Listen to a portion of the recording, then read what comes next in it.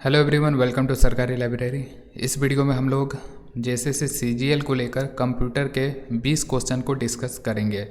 तो चलिए शुरू करते हैं। शुरू करने से पहले जो हमारा यूट्यूब चैनल है तो इसको ज़रूर सब्सक्राइब करें। यहाँ पे आपको खोट्ठा और कंप्यूटर का जेएसएससी सीजीएल को लेकर तैयारी कराया जाता है, तो आप इसको सब्सक्राइब कर सकते हैं। और जो हमारा वेबसाइट है तो इसको ज़रूर विजिट करें। यहाँ पे भी आप बहुत सारा टॉपिक पढ़ सकते हैं जो कि फ्री में बिल्कुल अवेलेबल होगा। तो चलिए शुरू करते हैं। आज जो भी 40 क्वेश्चन है 20 क्वेश्चन जो है हमने कलेक्ट किया हुआ है कंप्यूटर के, उनको एक एक करके डिस्कस करते हैं। सबसे पहला है, नॉन न्यूमरिक डाटा का उदाहरण जो है इनमें से कौन सा है। ठीक है, तो नॉन न्यूमरिक, एक होता है न्यूमरिक डाटा। न्यूमरिक डाटा यानी कि 0 से 9 तक का जो डिजिट होता है तो उनको हम न्यूमरिक डाटा कहते हैं। और नॉन न्यूमरिक डाटा हो गया जैसे कि जो अल्फ़ाबेट हो गया, लेटर्स हो गया, या कोई स्पेशल कैरेक्टर हो गया, तो उनको हम नॉन न्यूमरिक डाटा कहते हैं। तो यहाँ पे पूछ रहा है नॉन न्यूमरिक डाटा का उदाहरण कौन सा है। तो अब यहाँ पे 4 ऑप्शन है, जैसे कि एक हो जाएगा कर्मचारी का पता। तो कर्मचारी का जो पता होता है तो एड्रेस में भी जो है पिन कोड आता है, और पिन कोड आ गया। पिन कोड किस तरह टाइप से होता है, जैसे हो जाएगा 828120 हो जाएगा, या 828122 हो जाएगा, इस टाइप से होता है। तो वहाँ पे आ रहा है डिजिट, जो कि एक न्यूमरिक डाटा है। ठीक है, तो ये नॉन न्यूमरिक नहीं है। ठीक है, तो ये कर्मचारी का पता जो है तो ये नॉन न्यूमरिक डाटा नहीं है।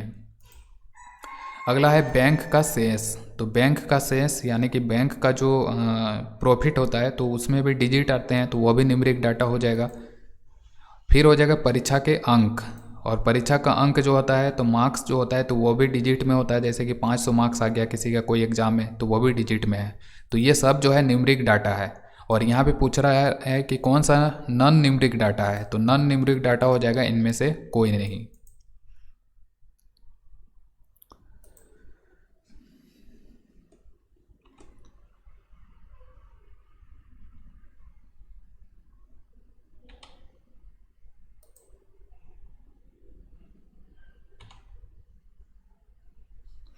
एक मिनट। यहाँ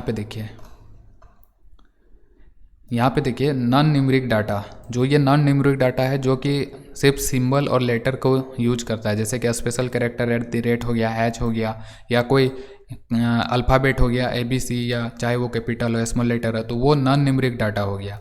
और न्यूमरिक डाटा में हो गया जैसे कि 0 से 9 तक का जो डिजिट होता है तो वो होता है न्यूमरिक डाटा। ठीक है, तो इसका जो राइट आंसर हो जाएगा तो ये कौन सा हो जाएगा, इसका जो राइट आंसर हो जाएगा तो वो हो जाएगा इनमें से कोई नहीं। अगला है, निम्नलिखित में से कौन सा हार्डवेयर नहीं है। तो कंप्यूटर जो है तो उसमें दो ही खास करके पार्ट्स होता है, एक होता है सॉफ्टवेयर और एक होता है हार्डवेयर। हार्डवेयर जिसको कि हम टच कर सकते हैं अपने हाथों से। तो यहाँ पे जैसे कि देखें, पहला ऑप्शन प्रोसेसर चिप, तो चिप को बिल्कुल हम हाथ से टच कर सकते हैं तो वो हार्डवेयर हो गया। इसी तरह जो प्रिंटर है तो उसको भी टच कर सकते हैं, हार्डवेयर हो गया। माउस, उसको भी हम हाथ से टच कर सकते हैं तो वो भी हार्डवेयर हो जाएगा। और जावा है तो ये एक हाई लेवल प्रोग्रामिंग लैंग्वेज होता है जो कि एक सॉफ्टवेयर है। ठीक है, तो ये सॉफ्टवेयर है जावा, तो इसका जो राइट आंसर हो जाएगा ये हार्डवेयर नहीं है। डी ऑप्शन इसका राइट आंसर हो जाएगा। अगला है, इनपुट का आउटपुट में रूपांतरण किसके द्वारा किया जाता है। तो जो हम कंप्यूटर है तो सबसे पहले कंप्यूटर में अगर हम कोई डाटा देते हैं तो वो इनपुट हम दे रहे हैं। अब कंप्यूटर उस इनपुट को हमें आउटपुट के रूप में किसी भी फॉर्म में दे सकता है। तो वो इनपुट से आउटपुट का जो कन्वर्जन होता है किसके द्वारा किया जाता है, तो ये किया जाता है CPU के द्वारा। तो राइट आंसर हो जाएगा ये CPU। और यहाँ पे जो CPU है तो इसके बारे में हम थोड़ा और डिटेल में देख लेते हैं। तो अगर हम CPU की बात करें तो इसका तो पूरा नाम हो गया सेंट्रल प्रोसेसिंग यूनिट। ठीक है, और ये जो है CPU तो इसको भी 3 भाग में विभाजित किया जाता है। CPU के बारे में हम देख लेते हैं थोड़ा डिटेल में। तो यहाँ पे देख सकते हैं CPU का पूरा नाम है सेंट्रल प्रोसेसिंग यूनिट। इसी को जो है माइक्रो प्रोसेसर भी कहा जाता है, शॉर्ट में इसको हम CPU कहते हैं। और इसे कंप्यूटर का हार्ट भी कहा जाता है या ब्रेन भी कहा जाता है। तो कंप्यूटर का ब्रेन कहते हैं, कंप्यूटर का हार्ट कहते हैं CPU को। और ये CPU जो है तो ये बनता कैसे है, तो इसमें कई सारे IC चिप लगे होते हैं, इंटीग्रेटेड सर्किट चिप कई सारे लगे होते हैं, उन्हीं से मिल करके ये CPU बना होता है, जिनको कि हम माइक्रो प्रोसेसर के रूप में भी जानते हैं। और ये कहाँ पे CPU को स्थापित किया जाता है, तो ये मदरबोर्ड पे लगाया जाता है CPU को, यानी कि माइक्रो प्रोसेसर को। ये देखिए यहाँ पे जैसे कि एक ये जो माइक्रो प्रोसेसर है इंटेल का कोर i7, तो ये इस टाइप से रहता है, इसी को माइक्रो प्रोसेसर या यही कंप्यूटर का CPU होता है। जैसे कि कई सारे माइक्रो प्रोसेसर या CPU चिप जो है इंटेल के द्वारा बनाया गया है, जैसे कि i7 हो जाएगा, i5 हो जाएगा, i3 हो जाएगा, पेंटियम, सेलेरॉन, ये सभी हो जाएगा। इसी तरह अगर हम CPU बनाने वाले कंपनी की बात करें तो दो ही कंपनी के द्वारा खास करके CPU बनाया जाता है, एक तो इंटेल हो जाएगा और दूसरा हो जाएगा AMD। तो दोनों कंपनी का भी नाम याद रखना है, इंटेल और AMD। AMD का पूरा नाम है एडवांस माइक्रो डिवाइसेस। तो इन्हीं दो कंपनियों के द्वारा CPU बनाया जाता है। CPU जो है तो उसको भी 3 भागों में विभाजित किया जाता है, एक है कंट्रोल यूनिट, एक है एरिथमेटिक लॉजिक यूनिट और एक हो जाएगा मेमोरी रजिस्टर। ठीक है, तो मेमोरी रजिस्टर ये 3 भाग है CPU के। तो यहाँ पे देख सकते हैं ये हो गया CPU पे हम इनपुट दे रहे हैं और CPU जो है तो इसके 3 भाग हो जाएगा। मेमोरी यूनिट में हो जाएगा प्राइमरी मेमोरी, सेकेंडरी मेमोरी, और जब इस पर हम डाटा देते हैं तो वो हमें आउटपुट के रूप में मिल जाता है। अगला है एक माइक्रो प्रोसेसर की घड़ी आवृत्ति किसमें मापी जाती है। तो ये माइक्रो प्रोसेसर का जो घड़ी आवृत्ति है तो ये किसमें मापा जाता है, तो ये मापा जाता है मेगा हर्ट्ज में। तो राइट आंसर सी हो जाएगा मेगा हर्ट्ज। तो यहाँ पे घड़ी आवृत्ति के बारे में हम थोड़ा देख लेते हैं।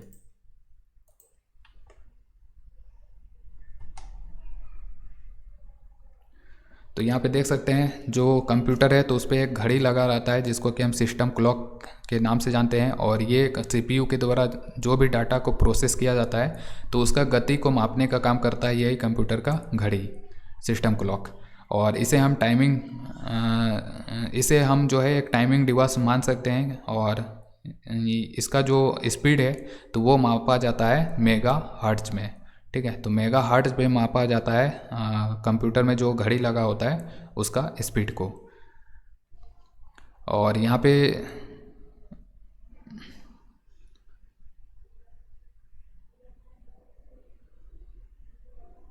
हाँ इतना ही याद रखना है।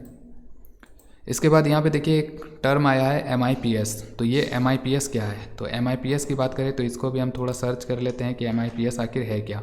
तो MIPS का पूरा नाम है मिलियन इंस्ट्रक्शन पर सेकेंड। इसी तरह अगर एक MIPS की तरह ही होता है BIPS, उसका होता है बिलियन इंस्ट्रक्शन पर सेकेंड। तो MIPS और BIPS दोनों का फुल फॉर्म याद रखना है।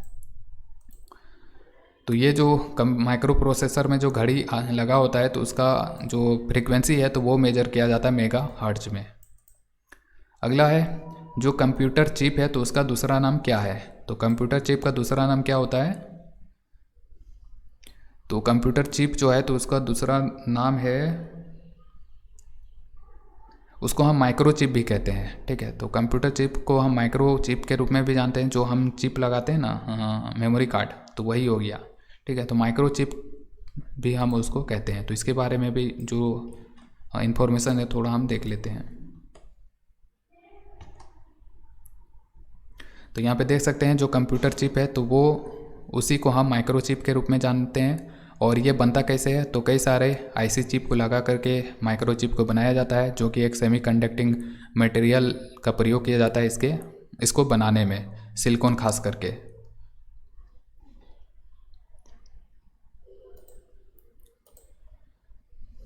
अगला है इलेक्ट्रॉनिक कंप्यूटर का आविष्कार किसने किया था। तो ये जो इलेक्ट्रॉनिक कंप्यूटर है तो उसका आविष्कार किसके द्वारा किया गया था, तो ये किया गया था एलन एम ट्यूरिंग के द्वारा। तो एलन एम ट्यूरिंग जो है तो इन्हीं के द्वारा इलेक्ट्रॉनिक कंप्यूटर का आविष्कार किया गया था। अब यहाँ पे ट्यूरिंग है तो इनके बारे में हम थोड़ा देख लेते हैं, इनके बारे में और कुछ अगर एक्स्ट्रा इन्फॉर्मेशन होगा तो वो जानना ज़रूरी है। तो यहाँ पे देख सकते हैं कि जो इलेक्ट्रॉनिक कंप्यूटर है तो उसका आविष्कार इन्होंने ही किया था, एलन एम ट्यूरिंग, और इनका पूरा नाम है एलन मैथिसन ट्यूरिंग। और इसी तरह से अगर पूछ लिया जाए एग्जाम में कि वर्ल्ड का पहला प्रोग्रामेबल इलेक्ट्रॉनिक डिजिटल कंप्यूटर जो है तो ये कौन सा है, तो ये है कोलोसस। तो कोलोसस जो है तो ये विश्व का पहला प्रोग्रामेबल इलेक्ट्रॉनिक डिजिटल कंप्यूटर है, और इसको डेवलप किया गया है टॉमी फ्लोवर्स के द्वारा। और एग्ज़ाम में पूछ लिया जाए कि father of theoretical computer science and artificial intelligence किसे कहा जाता है, तो ये किसे कहा जाता है, तो ये एलन एम ट्यूरिंग को ही कहा जाता है। तो एलन एम ट्यूरिंग जो है तो इन्हीं को father of theoretical computer science and artificial intelligence के रूप में भी जाना जाता है। अगला है कंप्यूटर की किस पीढ़ी में ट्रांजिस्टरों का प्रयोग हुआ था। तो कंप्यूटर की अगर हम पीढ़ी को विभाजित करें तो वो 5 पीढ़ी में विभाजित किया गया है। तो जो पहला पीढ़ी है तो उसमें वैक्यूम ट्यूब का प्रयोग किया जाता था, और जो दूसरा उसका पीढ़ी है तो उसमें ट्रांजिस्टर का प्रयोग किया जाता था। तो राइट आंसर हो जाएगा दूसरा पीढ़ी में ट्रांजिस्टरों का प्रयोग किया जाता था। तो राइट आंसर बी हो जाएगा। अगला है निम्नलिखित में से क्या कंप्यूटर वर्गीकरण का एक प्रकार नहीं है। तो कौन सा है इन चारों में से जो कि कंप्यूटर वर्गीकरण का एक प्रकार नहीं है। तो कंप्यूटर को अगर हम वर्गीकृत करते हैं तो ये एनालॉग कंप्यूटर, हाइब्रिड कंप्यूटर, और एक हो जाएगा आपका डिजिटल कंप्यूटर। तो ये सभी कंप्यूटर का वर्गीकरण है, लेकिन जो ये इलेक्ट्रिकल कंप्यूटर है तो ये इसका राइट आंसर नहीं होगा। तो ये इसका राइट आंसर है। ठीक है, सबसे पहले कंप्यूटर का वर्गीकरण जो किया गया है तो उसके बारे में भी हम थोड़ा देख लेते हैं।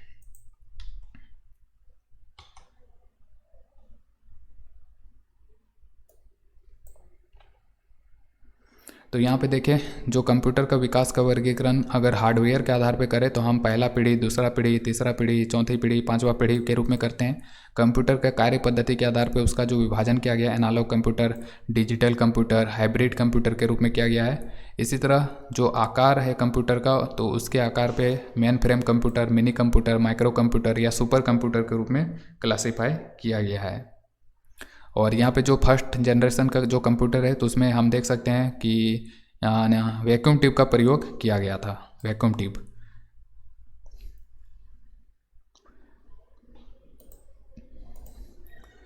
अगला है कंप्यूटर का जो कीबोर्ड है तो कीबोर्ड पर पाए जाने वाले अक्षरों, अंकों और प्रतीकों को क्या कहते हैं। तो कंप्यूटर कीबोर्ड पे जो भी हमें लेटर्स दिखाई देता है या स्पेशल कैरेक्टर दिखाई देता है तो उनके लिए की प्रयोग किया जाता है, कीज। वो सारे कीज हैं, हिंदी में कुंजियाँ। तो राइट आंसर हो जाएगा सी, कुंजियाँ, और अंग्रेजी में कीज। अगला है निम्नलिखित में से कौन सा आजकल सबसे अधिक प्रयोग होने वाली इनपुट डिवाइस है। तो यहाँ पे जो है सबसे ज़्यादा प्रयोग होने वाला इनपुट डिवाइस क्या है। तो ये ट्रैक बॉल, स्कैनर, माउस। तो इनमें सबसे ज़्यादा जो प्रयोग होता है माउस का। कोई भी हम कंप्यूटर चलाते हैं तो उसके साथ हमें माउस चाहिए ही चाहिए। ठीक है, तो माउस जो है तो ये सबसे ज़्यादा प्रयोग किया जाने वाला इनपुट डिवाइस है। तो यहाँ पे माउस आ गया है, तो माउस के बारे में हम देख लेते हैं कि माउस आखिर बना कैसे, किसने बनाया था माउस को।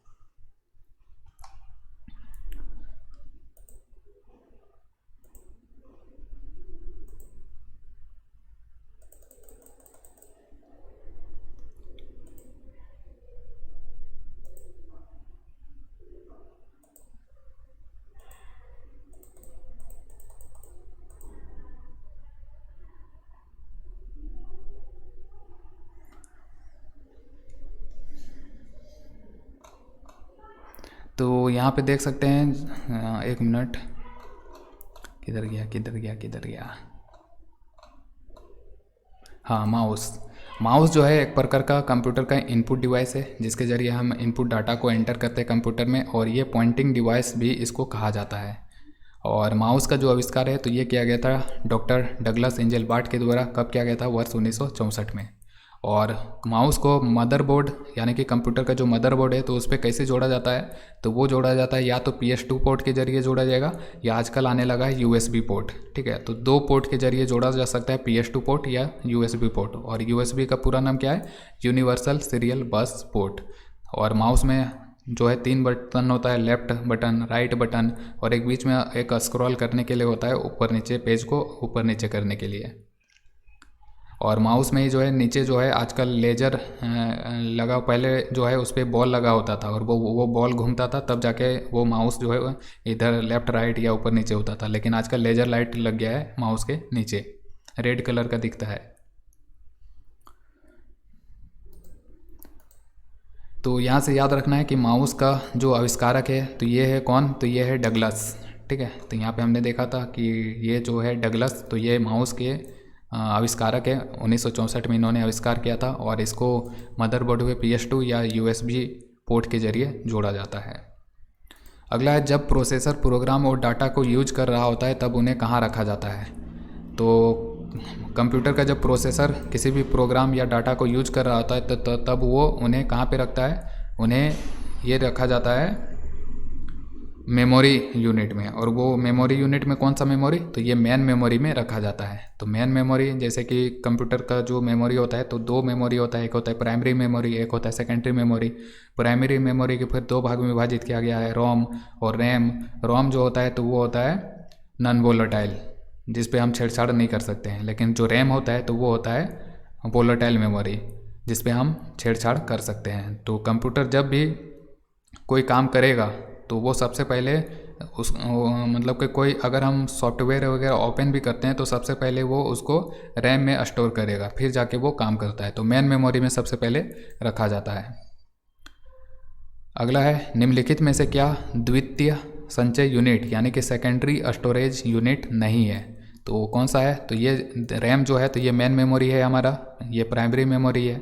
इसी तरह हाँ, रैम जो है तो ये हमारा प्राइमरी मेमोरी यानी कि मेन मेमोरी है। तो ये यहाँ पे पूछ रहा है कि कौन सा सेकेंडरी स्टोरेज नहीं है, तो ये रैम हो जाएगा, क्योंकि ये तो मेन मेमोरी है, प्राइमरी मेमोरी है, सेकेंडरी थोड़ी है। सेकेंडरी में हो जाएगा जैसे कि डीवीडी हो जाएगा, हार्ड डिस्क हो जाएगा, फ्लॉपी डिस्क हो जाएगा, चुंबक के टेप हो जाएगा, तो ये सेकेंडरी स्टोरेज है।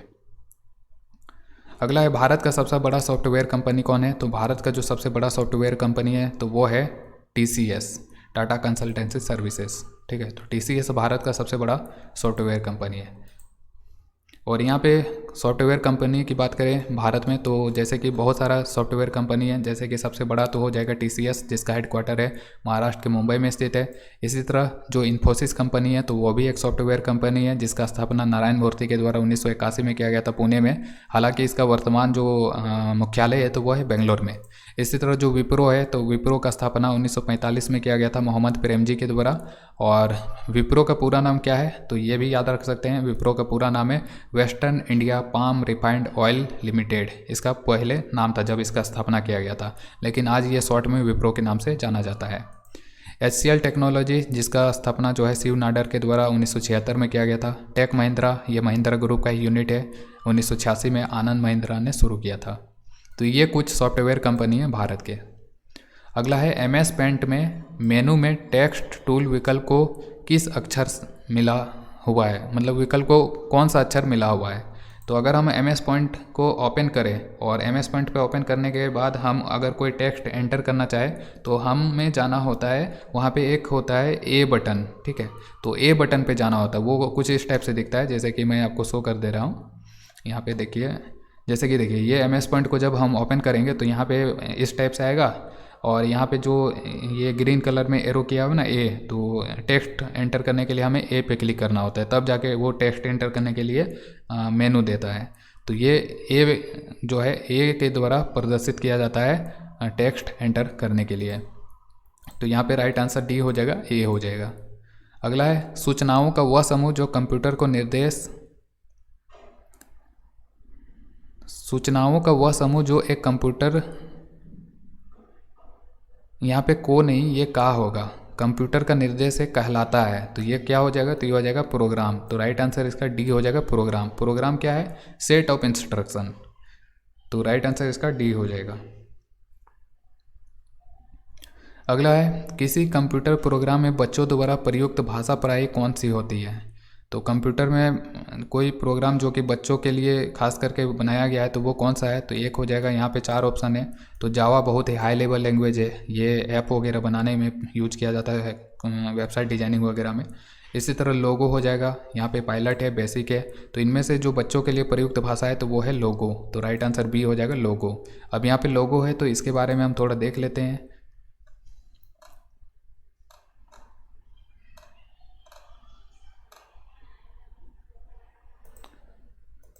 एक मिनट, ये जावा लोगो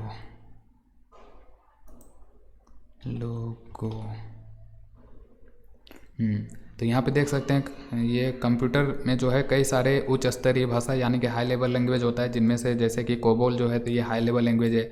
इसी तरह जो लोगो है तो ये भी कंप्यूटर का एक हाई लेवल लैंग्वेज होता है, और ये एजुकेशनल प्रोग्रामिंग लैंग्वेज है जिसको कि बच्चों के लिए डिज़ाइन किया गया था 1967 में। किसके द्वारा? तो यहाँ पे ये नाम याद रख सकते हैं, नाम वगैरह तो इतना नहीं पूछा जाएगा, लेकिन याद रख सकते हैं कि लोगो जो है तो ये एजुकेशनल प्रोग्रामिंग लैंग्वेज है, बच्चों के लिए डिज़ाइन किया गया था। इसी तरह जो बेसिक है, तो बेसिक जो है तो ये भी एक हाई लेवल लैंग्वेज है और इसको डिज़ाइन किया गया था 1 मई 1964 को, और डिज़ाइनर का जो नाम है तो वो यहाँ पे स्क्रीन पे देख सकते हैं। इसी तरह कई सारे हाई लेवल लैंग्वेज है, जैसे कि अल्गोल हो जाएगा, सी हो जाएगा, C++ हो जाएगा, कोमाल हो जाएगा, प्रोलोग हो जाएगा, पास्कल, जावा, स्नोबॉल, आरपीजी जो है तो इसका पूरा नाम है रिपोर्ट प्रोग्राम जनरेटर। तो ये कंप्यूटर के हाई लेवल लैंग्वेज हैं, ये सारे के सारे। तो यहाँ पे इसका राइट आंसर हो जाएगा बच्चों के लिए जो है लोगो डिज़ाइन किया गया था। अगला है, निम्न में क्या ईमेल से संबंधित प्रोटोकॉल नहीं है? तो अगर हम ईमेल की बात करें, जो हम जीमेल यूज़ करते हैं, ईमेल भेजते हैं किसी को, तो ईमेल से संबंधित प्रोटोकॉल कौन सा नहीं है? तो इसका जो राइट आंसर हो जाएगा ये हो जाएगा FTP जो है तो ये फाइल ट्रांसफ़र प्रोटोकॉल होता है। तो ये ईमेल से संबंधित प्रोटोकॉल नहीं है। ईमेल से संबंधित प्रोटोकॉल 3 है। एक हो जाएगा POP। तो यहाँ पे सब इन तीनों के बारे में हम देख लेते हैं। POP क्या है, IMAP क्या है, SMTP क्या है, तो इनके बारे में देख लेते हैं।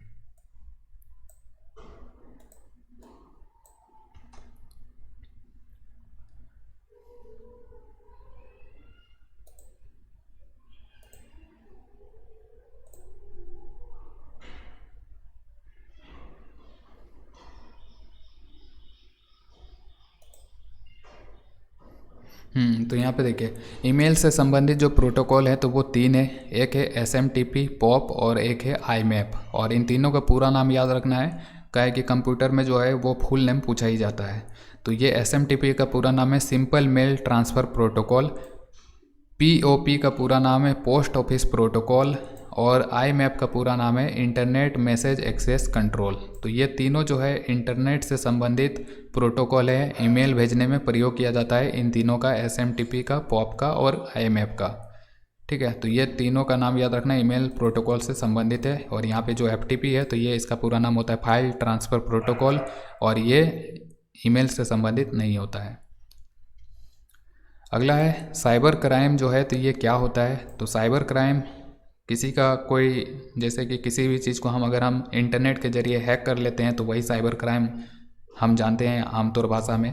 तो ये हैकिंग तो है, हैकिंग जो है तो वो सभी कोई जानता है कि हैकिंग एक साइबर क्राइम है। तो ये साइबर क्राइम है हैकिंग। इसी तरह जो स्टॉकिंग है, तो स्टॉकिंग क्या होता है?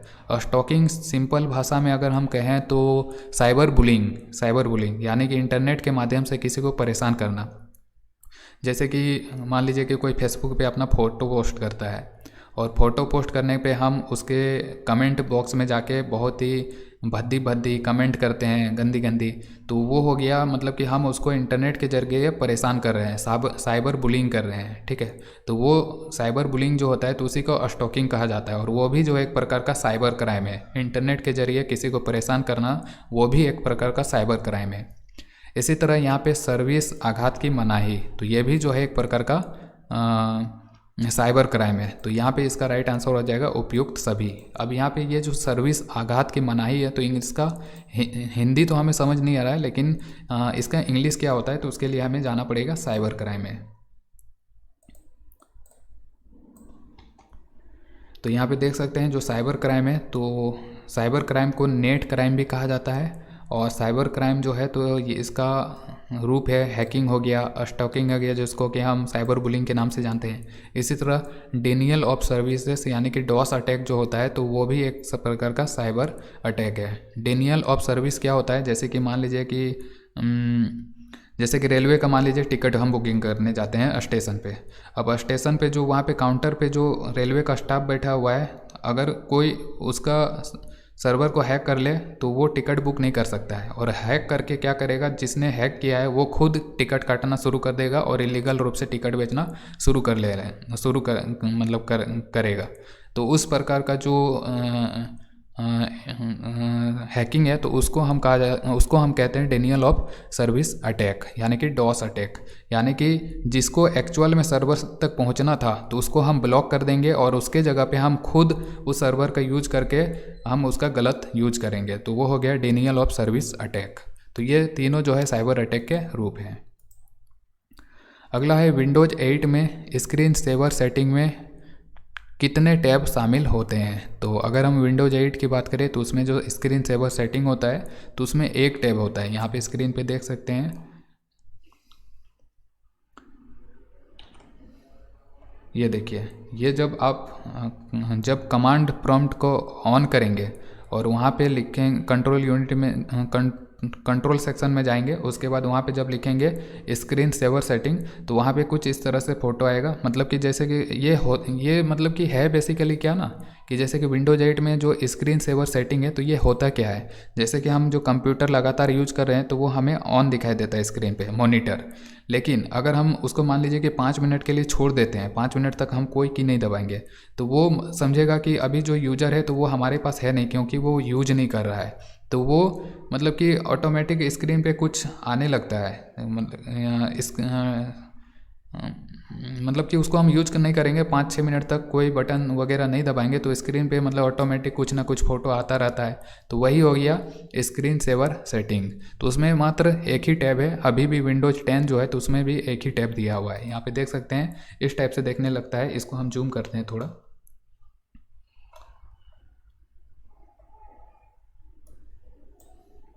इस टाइप से आएगा और वो घूमता रहेगा, विंडोज लिखता हुआ घूमता रहेगा। अगर हम मतलब कि उसको लगातार हम यूज नहीं करेंगे 5-6 मिनट तक तो वो स्क्रीन मतलब कि स्विच ऑफ मोड में चला जाता है, कह सकते हैं।